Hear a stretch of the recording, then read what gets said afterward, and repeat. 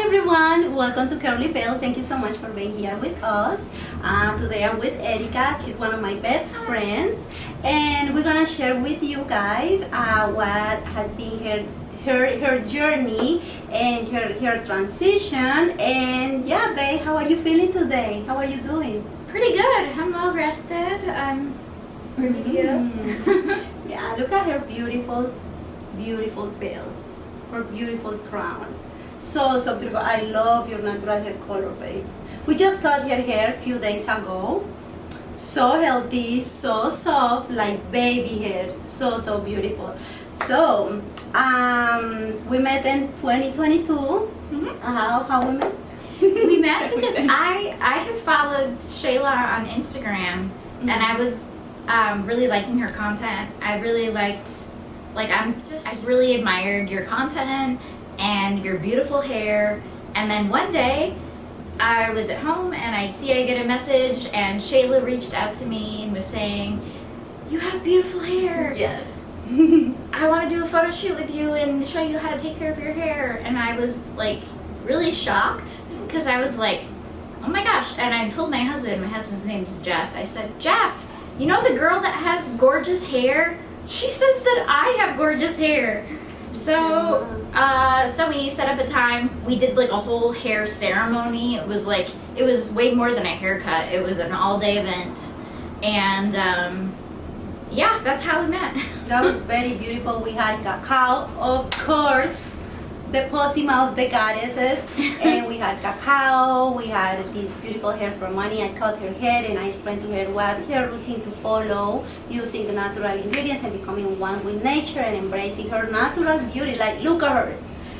Her beauty is not from here. When I saw her the first time, I was like, oh my God, she's gorgeous. Like, where she's from? Like, she's not from planet Earth, or not from this time, no, this era, you know? So beautiful, my God. So we're gonna share with you guys some tips and her story. I have some questions here that I'm gonna make to you, babe. So first question, how do you feel about your hair before starting your natural journey? How did I feel about my hair? Well, before I met you, I tried keeping my hair as natural as possible, but I wasn't really sure what products to use.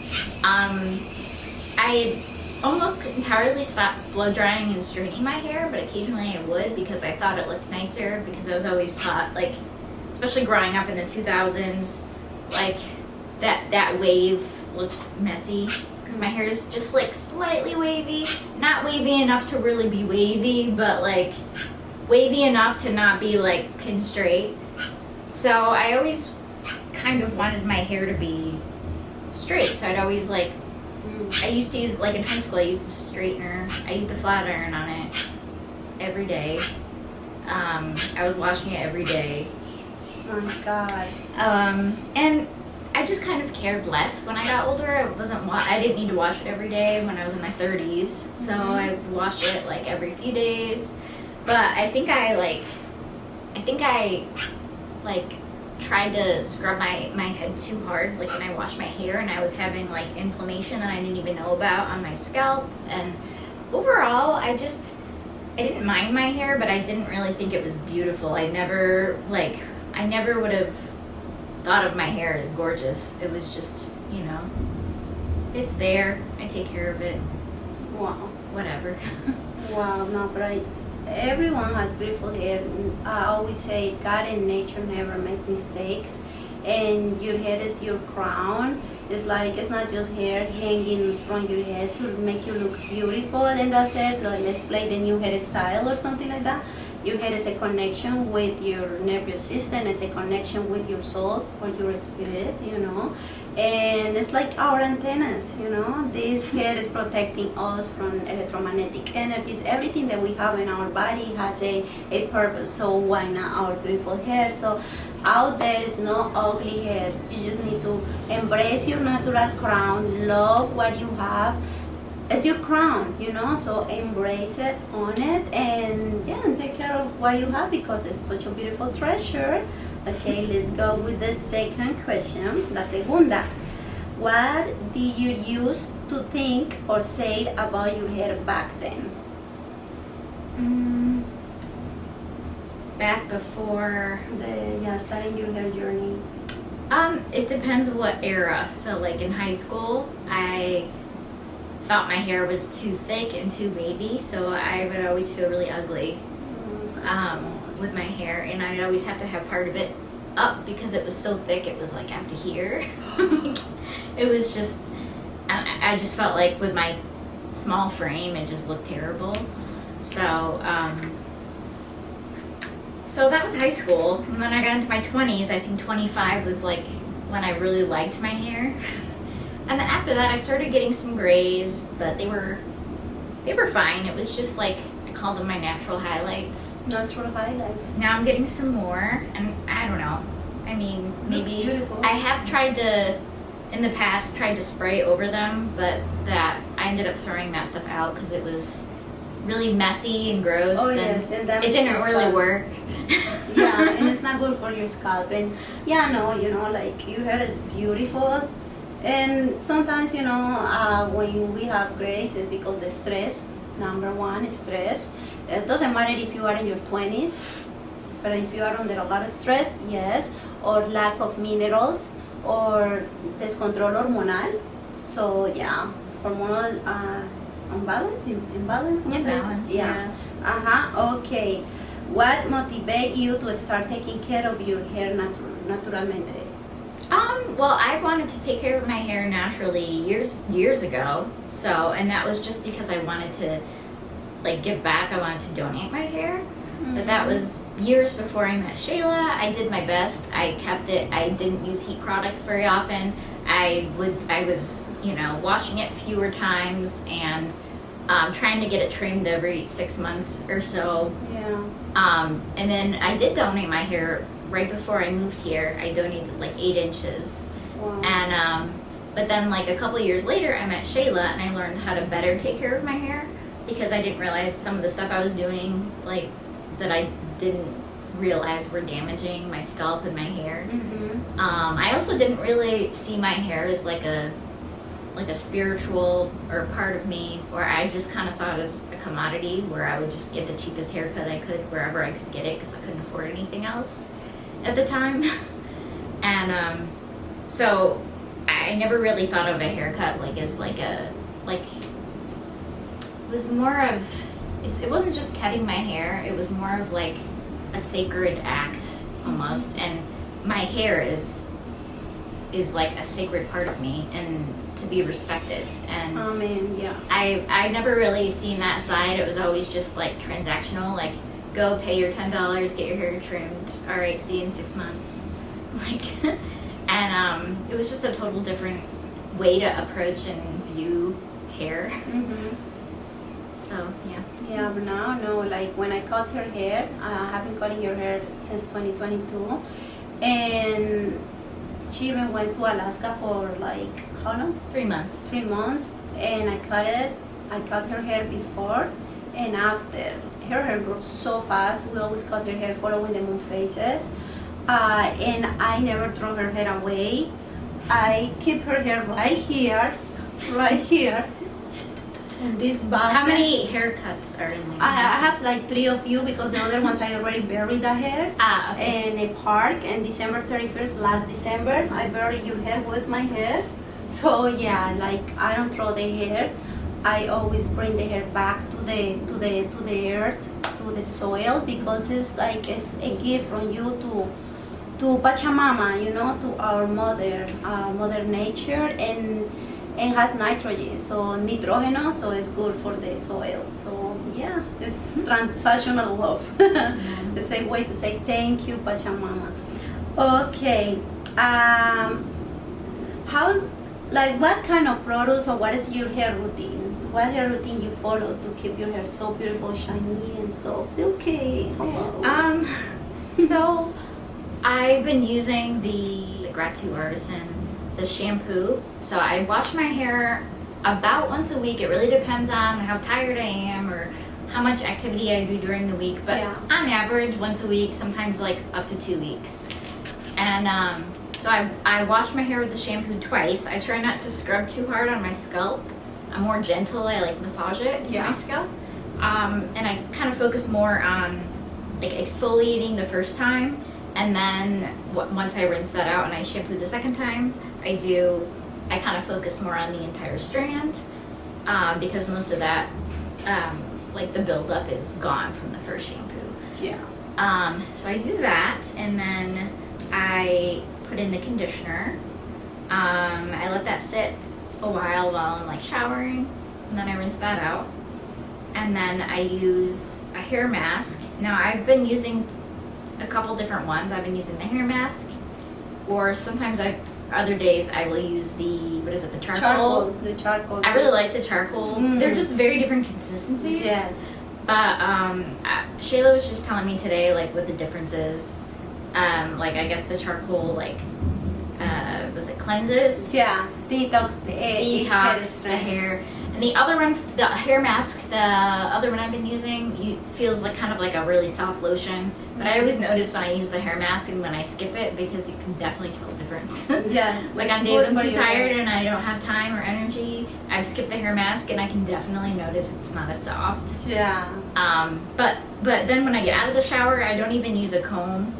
I haven't used a brush in forever. All my brushes are thrown out years ago. Awesome. I detangle it with the hair lengthening oil. This one. That one. This one. Mm-hmm. I use this, and I usually just like hang out in bed, relax, and then I just start at the bottom and just separate the hairs carefully. Mm-hmm. And I don't use any comb. I end up just using my fingers and detangling it. I do have a comb that I use sometimes, but most of the time I don't need it.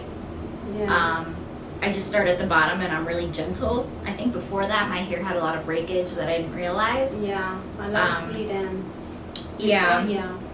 And then when I'm not using anything, or when I'm not doing anything with my hair, sometimes I'll braid it. I learned how to braid my hair a year ago. I was 35 years old.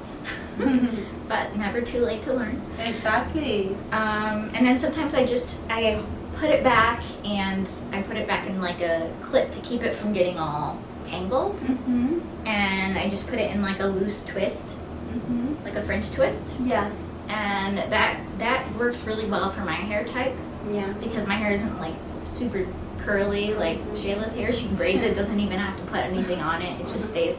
But like my hair is obviously a lot different texture, so usually that soft wrap with like a little clip, that does it and it keeps it safe. Yes, with a clip, not with a hair tie, because hair ties creates a lot of breakage. So a clip she uses is enough for her a lot of long and beautiful hair. So yeah, it's better than using like a hair tie, because those hair ties creates a lot of breakage. Well, and at work, I usually have my hair up because I don't want my hair getting in the way when I'm working. And,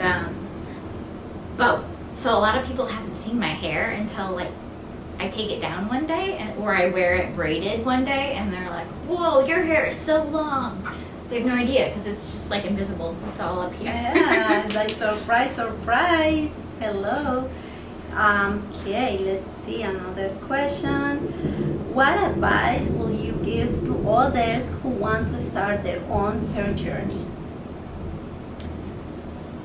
First piece of advice I would give would be, don't ever compare yourself to others. I was at first comparing myself to Shayla because I was following her and I'm like, oh my god, this girl has amazing hair, she's gorgeous, and it took me a while to internalize that I'm gorgeous too, but in a different way. Like, so unique.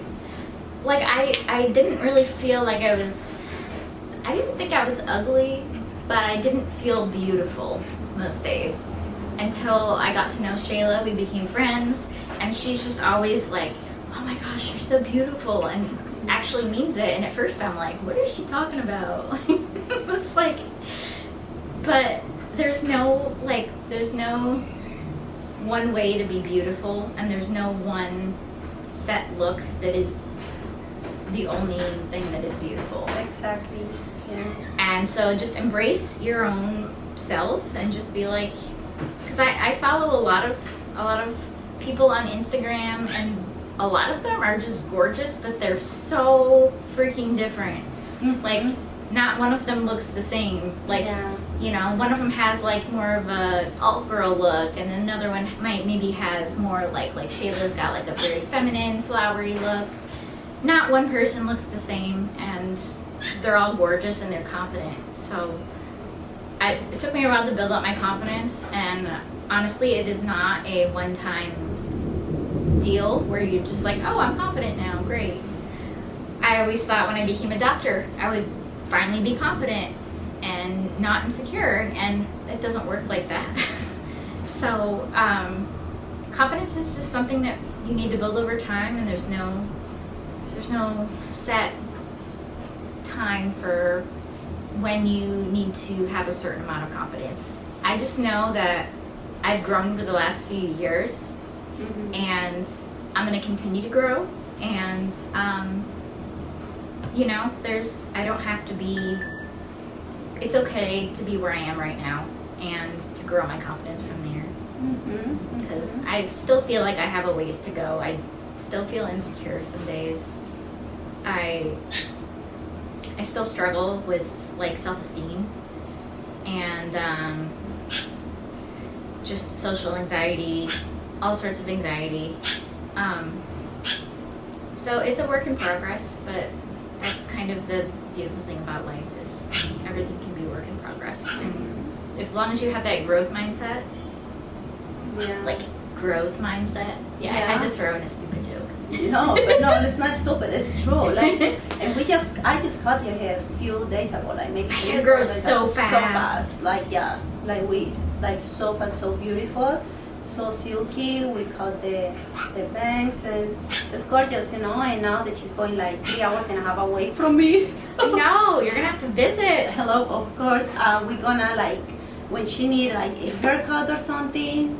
You know, you can call me, FaceTime me, and like so she can do it by I'm gonna herself. have to cut my own hair. Yeah. It's just terrifying, but Because- I'm gonna do it. Yes, because it's like, no, don't put your head, you know, like, hey, go cut my hair, because it's not just cutting the hair. It's like when someone is touching your hair, they're passing their energy to your hair. Your hair is your antenna. So, yeah, you know, it's like, do it with a person that has like good intentions, or just do it by yourself. Learn how to do it. You know, learn how to do it. Or if you have any questions, you can contact me on Instagram or send me an email, and I'm here to help you.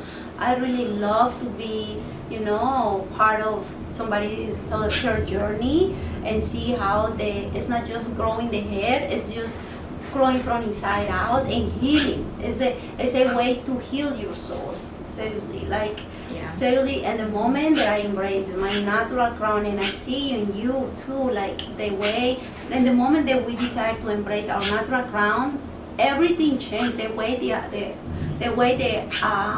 how we speak to ourselves, the way that we look at ourselves, and how we present ourselves to others is so different. Seriously, it's not you being fake with a fake hair tester, just straightening your hair every day and pretending to be someone that is not you, you know, a fake beauty. You don't have to follow fake beauty standards. Be you, do you, and that's it, you know. Focus on you. When you focus on you, you grow. How she said, you know, be your own inspiration. Yes, you can look at others, also beautiful, but do you for you, because you are so unique, you are so rare, like a beautiful diamond on earth. So yeah, babe, I'm so proud of you. Like proud. Like, I look at you like a big sister. I'm like, I'm so proud of my baby. She's a doctor. She has such a beautiful hair. She's gorgeous, and she's a super beautiful soul. So yeah, babe, thank you so much for being here with us. Thank you for your time. Thank you for all your support during all these years, and for being my friend. And yeah, I'm gonna miss you so much. I'm gonna miss you too. Seriously, thank you so much for being by my side. Thank you, Erika.